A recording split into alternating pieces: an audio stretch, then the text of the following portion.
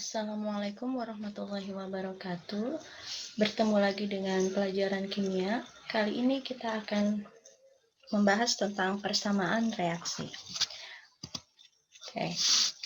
Apa itu persamaan reaksi? Persamaan reaksi menggambarkan zat-zat kimia yang terlibat sebelum dan sesudah reaksi, baik secara kualitatif maupun secara kuantitatif.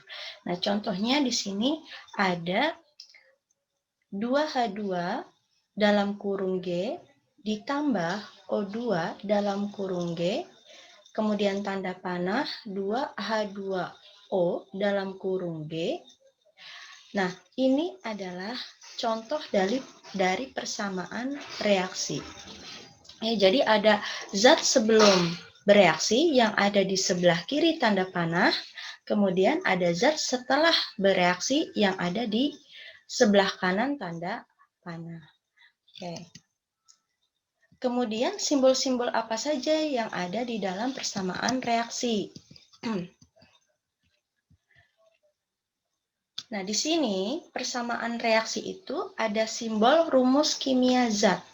Rumus kimia zat itu ada yang disebut pereaksi atau reaktan, ada yang disebut dengan produk reaksi atau hasil reaksi. Nah, pereaksi atau reaktan itu adanya di ruas kiri. Ruas kiri dari mana? Ruas kiri dari tanda panah, ya, atau sebelah kiri dari tanda panah. Nah, kemudian kalau produk reaksi atau hasil reaksi itu adanya di ruas kanan. Di ruas kanan tanda panah atau sebelah kanan tanda panah. Ini adalah tanda panah. Nah, di sebelah kiri ini yang disebut dengan pereaksi. Ya, ini pereaksi atau reaktan. Yang di sebelah kanan tanda panah yang ini disebutnya produk reaksi. Ya, ini produk reaksi. Oke, jadi ada pereaksi, ada produk reaksi. Nah, rumus kimia ini adalah rumus kimia zat-zat yang mengalami reaksi. Jadi H2 dan O2 ini adalah zat yang mengalami reaksi. H2O-nya adalah rumus kimia dari hasil reaksinya atau produknya. Jadi itu adalah persamaan reaksi. Simbol berikutnya ada koefisien reaksi. Nah, koefisien reaksi ini menyatakan jumlah partikel, baik itu atom, molekul, ion, atau unit rumus dalam senyawa ion. Nah, koefisien reaksi itu terletak di depan rumus kimia. Untuk koefisien 1 itu tidak perlu dituliskan. Contohnya ini. Nah, mana koefisiennya? Koefisien itu tadi letaknya ada di depan rumus kimia. Nah, ini adalah contoh dari koefisien. H2 koefisiennya 2. O2 di sini tidak ada angkanya. Artinya kalau tidak ada angkanya itu dia memiliki koefisien 1. Karena angka 1 tidak perlu ditulis, maka ini kosongkan saja. Kemudian koefisien dari H2O itu juga 2. Ya, jadi ini koefisiennya. Jadi ditulisnya itu di depan dan sejajar dengan rumus kimianya, bukan di bawah rumus kimia. Ya, tidak seperti angka indeks. Kalau angka indeks ditulisnya di bawah. Nah, simbol berikutnya ada simbol wujud atau lambang wujud dan keadaan gas.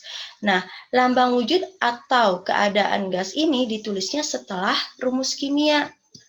Nah, contohnya ini.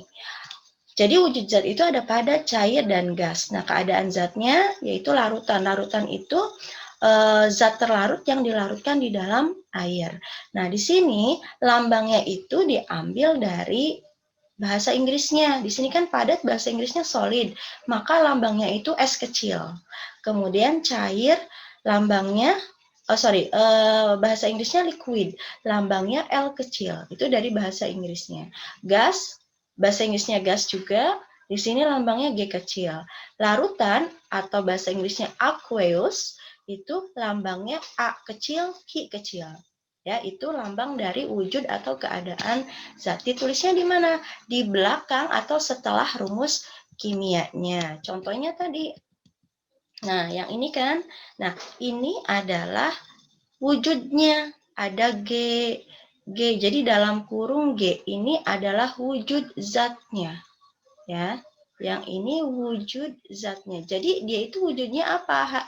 Hidrogen, oksigen, dan airnya berwujud gas. Ya, jadi itu wujudnya. Oke, berikutnya ada tanda panah. Nah, tanda panah ini menyatakan bereaksi menjadi atau bisa juga disebut menghasilkan. Selain bereaksi menjadi, ini bisa dibaca menghasilkan. Nah, tadi kan ada H2 gas bereaksi dengan O2 gas. Nah, ini tanda panah ini dibacanya bereaksi menjadi atau H2 dan bereaksi dengan O2 menghasilkan H2O atau gas H2O. Tuh ya, di sini koefisiennya 2, di sini 2. Jadi ini ditulisnya dibacanya menghasilkan. Kemudian ada tanda plus. Tanda plus ini kalau di sebelah kiri itu dibacanya bereaksi dengan, kalau ada di sebelah kanan nanti di sini zat yang dihasilkan kan tidak hanya satu zat, bisa saja 2 zat atau lebih dari 2. Nah, itu nanti ada tanda plusnya lagi. Nah, itu dibacanya bukan bereaksi lagi tapi dan. Misalkan hidrogen, uap air dan karbon dioksida. Misalnya contohnya seperti itu. Atau contoh lainnya, misalkan ada CH4, CH4 itu metana, gas, bereaksi dengan oksigen, gas, menghasilkan karbon dioksida, gas, CO2 gas, dan, nah ini, plusnya ini dibaca dan H2O. H2O gas. Nah, ini reaksinya belum setara ya. Nanti tinggal dikasih koefisien. Nah, ini adalah lambang-lambang atau simbol-simbol yang ada dalam persamaan reaksi. Nah, selanjutnya penyetaraan persamaan reaksi. Nah, penyetaraan persamaan reaksi ini bertujuan agar zat sebelum dan setelah reaksi itu jumlahnya sama. Ini sesuai dengan hukum kekekalan massa dari Lavoisier. Nah, hukum kekekalan massa itu berbunyi massa zat-zat sebelum dan sesudah reaksi adalah sama. Jadi dari hukum itu maka persamaan reaksi itu harus setara. Nah, cara agar persamaan reaksi sesuai dengan hukum kekekalan massa itu maka diberi koefisien. Jadi fungsi koefisien itu apa? Untuk menyamakan jumlah atom di sebelah kiri dengan di sebelah kanan. Jadi atom sebelah kiri dengan sebelah kanan itu harus sama jumlahnya. Nah, kemudian bagaimana cara menyetarakan persamaan reaksi? Sebelum menyetarakan persamaan reaksi, kita harus bisa dulu menulis persamaan reaksi. Bagaimana cara menulisnya? Nah, di sini ada caranya. Tulis rumus kimia dari reaksi dan produk reaksi, kemudian sertakan wujud zat jika diketahui. Contohnya di sini. Logam padat seng bereaksi dengan larutan asam klorida HCl menjadi larutan seng klorida dan gas hidrogen. Nah, di sini ada apa saja zatnya? Ada di sini logam padat seng. Berarti apa rumus kimianya? Rumus kimianya Zn. Kita tulis di sini. Zn padatan. Kalau padat itu tadi solid ya. Solid itu lambangnya S kecil dalam kurung S bereaksi dengan, tadi tanda plus kan? Ditambah bereaksi dengan itu lambangnya plus larutan asam klorida. Asam klorida itu rumus kimianya HCl. Berarti HCl dalam kurung Aki, karena larutan itu lambangnya tadi Aki menjadi, kan ada kata menjadi atau menghasilkan, berarti tanda panah larutan seng klorida. Seng klorida itu rumus kimianya ZnCl2. ZnCl2 larutan berarti Aki dan, nah di sini ada kata dan, berarti tanda plus lagi, dan gas hidrogen berarti H2 dalam kurung G, ini wujudnya gas. Ya, jadi ini adalah persamaan reaksinya. Jadi kita tahu mana reaksinya. Ini pereaksinya, yaitu Zn dan HCl ini sebagai pereaksinya atau reaktannya. Kemudian mana produknya? Ini produk reaksinya. ZnCl2 dan H2. Itu adalah produk reaksinya. Nah, apakah sudah setara? Ini belum setara, maka kita setarakan. Bagaimana cara menyetarakannya? Nah, ini adalah cara-cara untuk menyetarakan persamaan reaksi. Jadi, beri koefisien reaksi agar jumlah atom dari setiap unsur di ruas kiri sama dengan di ruas kanan. Caranya gimana? Pilih zat dengan rumus kimia paling kompleks. Jadi pilih dulu dari keempat zat ini ada Zn, HCl, ZnCl2, dan H2. Itu tetapkan mana yang paling kompleks. Yang paling kompleks itu yang jumlah atomnya paling banyak dalam satu rumus kimia. Nah, yang paling kompleks itu nanti diberi koefisien 1. Yang lainnya diberi koefisien sementara, yaitu A, B, C, dan seterusnya. Contohnya ini, Zn jumlah atomnya 1, HCl. H-nya 1, Cl-nya 1, berarti jumlah totalnya 2. ZnCl2, Zn-nya 1, Cl-nya 2, ini jumlahnya 3. Kemudian H2 itu jumlahnya 2. Jadi mana yang paling banyak jumlah atomnya? Berarti ini adalah yang paling kompleks. Kita beri koefisien 1. Katanya kan tadi nggak boleh ditulis koefisien 1. Karena ini masih dalam tahap pembelajaran, maka boleh ditulis terlebih dahulu. Ya, ini diberi koefisien 1, yang lainnya diberi koefisien A, B, C. Nggak harus A, B, C sih. Ini bisa diberi X, Y, Z atau apapun ya. Yang penting bukan angka. Yaitu variabelnya saja. Nah, jadi ini kita sudah buat koefisien yang paling kompleksnya 1, kemudian yang lainnya dibuat koefisien sementara A, B, C. Nah, kemudian kita samakan. Jadi tadi kan atom sebelah kiri, ya. Jadi ini ada atomnya. Atomnya atom apa saja? Sebelah kiri harus sama dengan sebelah kanan. Ya, atom sebelah kiri harus sama dengan sebelah kanan. Ada atom apa saja di sini? Nah, kita setarakan dulu atom. Di sini kan setarakan atom-atom pada zat paling kompleks dulu. Di sini ada zat yang paling kompleksnya, ada atom apa saja? Ada Zn, ada Cl. Berarti kita setarakan dulu Zn dan Cl. Ya, Zn sebelah kiri lihat ada apa koefisiennya? Koefisiennya A, maka kita tulis sebelah kiri A. Sama dengan di sebelah kanan koefisiennya berapa? Koefisiennya itu, ini angka indeksnya 1, koefisiennya 1. Maka di sini 1. Jadi nilai A-nya sama dengan 1. Kemudian Cl-nya sebelah kiri, angka indeksnya 1 ya. Dikali, jadi untuk menyetarakannya itu koefisien dikali angka indeks. Ya, koefisien kali angka indeks. Berarti di sini koefisiennya 1. Kita nggak usah ditulis ya, angka satunya berarti 1 dikali B, berarti B kan? Berarti B. Sama dengan, nah di sini angka indeks Cl-nya berapa sebelah kanan? 2, berarti 2 dikali 1, berarti 2 dikali 1. B-nya berarti sama dengan 2. Ya, itu. Jadi, A-nya 1, B-nya 2. Setelah itu baru atom-atom yang lainnya. Atom-atom yang lainnya itu berarti di sini ada hidrogen. Berarti hidrogen yang sebelah kiri harus sama dengan hidrogen sebelah kanan. Nah, berikutnya setarakan atom-atom lainnya. Berarti tadi kan kita sudah bahas sebelumnya, atom-atom yang lainnya di sini adalah hidrogen. Berarti masih sama seperti yang tadi. Atom sebelah kiri harus sama dengan atom sebelah kanan. Masih sama ya, koefisien dikali dengan angka indeksnya. Dikali angka indeks. Oke, berarti atom apa? Atom hidrogen sebelah kiri. Angka indeksnya berapa?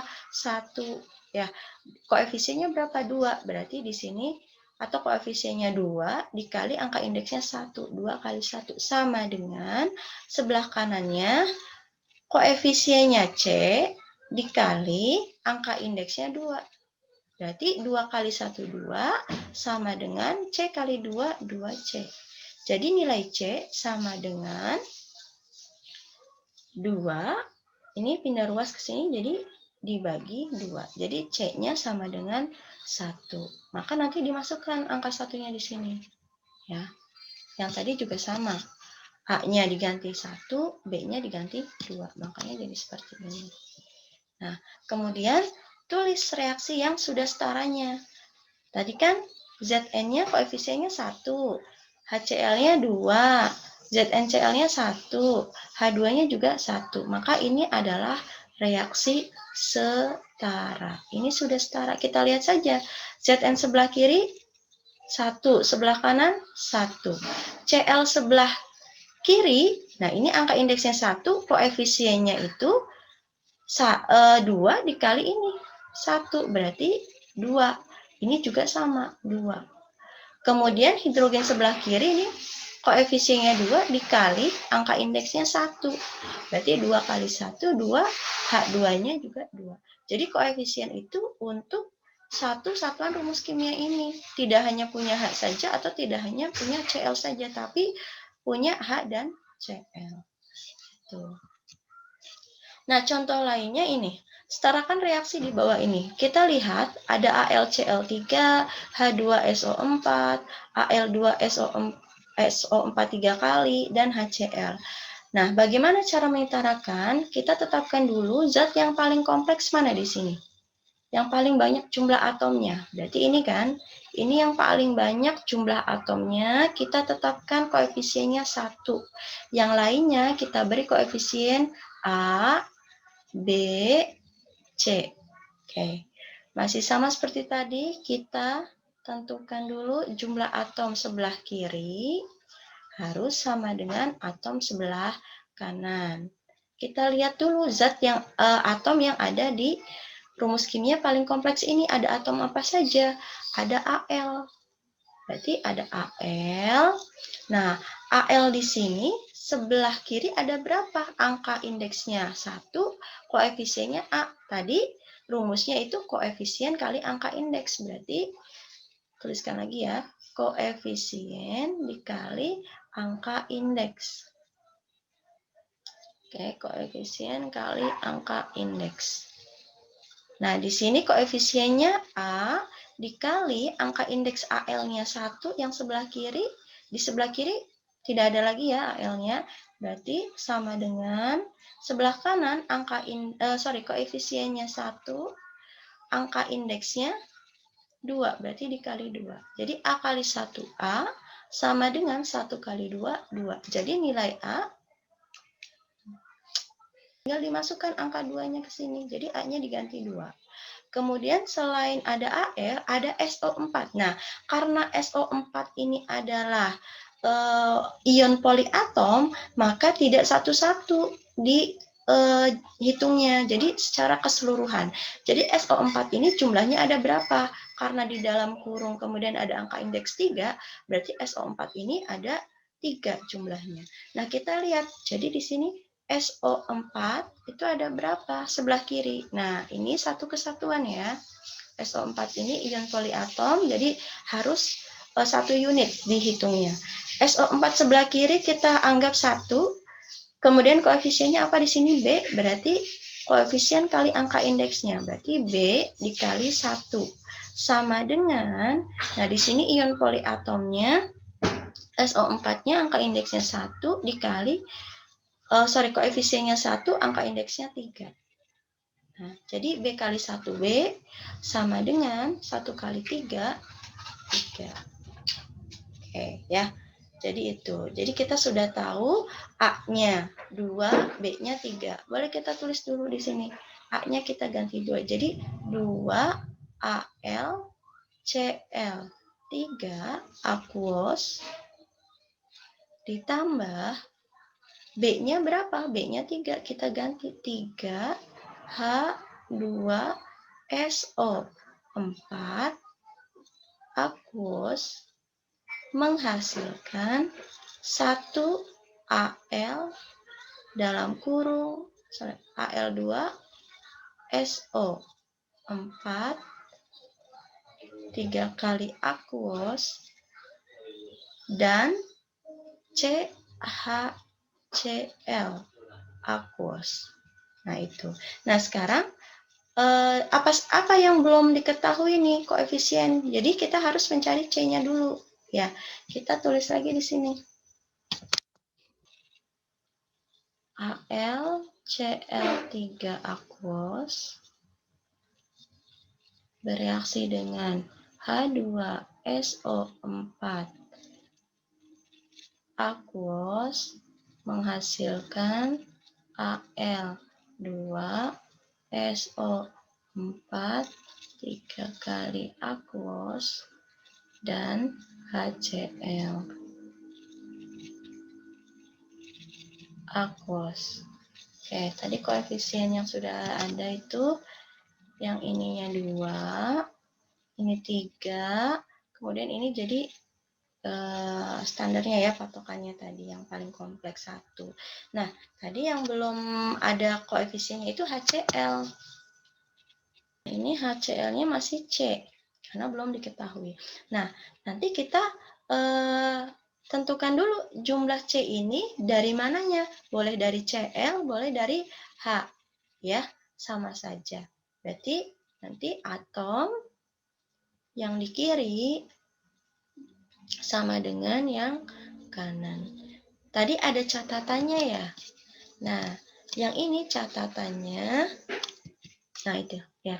Atom hidrogen dan oksigen setarakan terakhir. Jadi untuk hidrogen kita setarakan terakhir. Nah, di sini ada koefisien C yang belum diketahui, ada atom H dan ada atom Cl. Jadi yang terakhir itu atom H ya. Kita setarakannya dulu, atom Cl-nya dulu. Nah, Cl sebelah kirinya berapa? Koefisiennya 2, berarti 2. Angka indeksnya berapa? 3, berarti 2 dikali 3. Sama dengan, ya, sama dengan sebelah kanan, Cl-nya berapa? Cl-nya 1, koefisiennya C, koefisien sementaranya. Berarti C dikali 1. 2 kali 3, hasilnya 6. C-nya, C kali 1 sama dengan C. Jadi nilai C-nya itu sama dengan 6. Jadi kita di sini tulis, ini diganti dengan angka 6. Ya.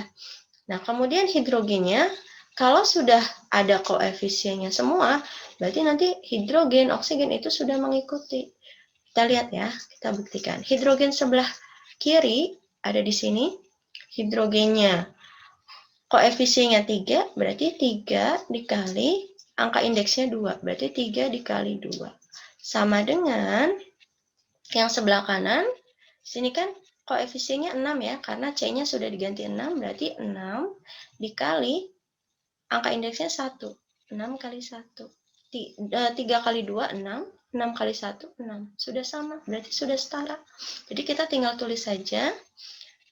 Hasil akhirnya 2Al Cl3 aquos bereaksi dengan 3H2SO4 aquos itu akan menghasilkan satunya nggak usah ditulis ya kalau sudah tahu.